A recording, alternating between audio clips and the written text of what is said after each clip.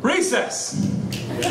It's like a zoo opening every cage for 15 minutes just to see what happens. A sun-cooked asphalt abattoir protected under the blanket of parents and teachers, broken record repeating kids can be cruel, like they were giving us permission. I never got it as badly as I could have, thanks to my schoolyard superhero. See, he'd appear as if from nowhere, his very presence ensuring I would not be picked on when he'd don a mask of red that I'd pull from his nose with my fists. See, I was the second most bullied kid in my class. And if today's regrets could speak to yesterday's dilemmas, they'd say, stand up for him. He needs a friend. The hardest thing to accept is that it wouldn't have done any good. The survivalist in me knew that times I picked on him were my own moments of sick celebrity and acceptance. The social food chain was speaking. And it did me no good to be eaten alongside him. I didn't have to outrun the bear, I just had to outrun him and keep my eyes trained off the marks its claws could leave. See, I don't feel I have the right to soften hearts with tales of torture at the hands of other children without admitting that I too cranked the wheel on the rack. I can't make myself judge, jury, and executioner without first including defendant found guilty to the list.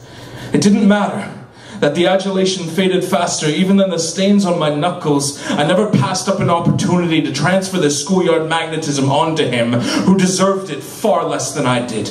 Because in him, there was not the ghost of cruelty. There was not a trace of cowardice. There was kindness and interest and all sorts of positive things to break him of.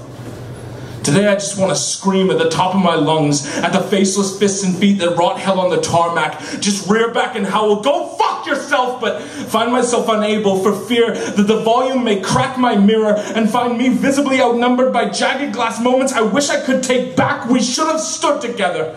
We should have raised our voices in unison, making stop less of a plea and more of a command. We should have been brothers in arms, but I took up arms against him, even when under the same uniform of matted mud hair and split lips. That hatred took a hold of me, and I spread damage wherever I could like a friendly fire, with kindred my kindling. The hardest thing to accept is that it might have done some good. You don't have to outrun the bear when you're bigger than it. You link arms and make enough noise to send that bastard scampering back to its den, but this is more than the panic of children can comprehend, so I ran. I ran, and I want to apologize, and I want him to tell me to go to hell. I'm not looking for forgiveness or absolution. I'm looking to tell people that this is what bullying really is. It's scared kids hurting scared kids before the group of scared kids hurts them. So there are no forest predators in this place. There's only a herd of frightened deer, some of whom have learned to sharpen their teeth.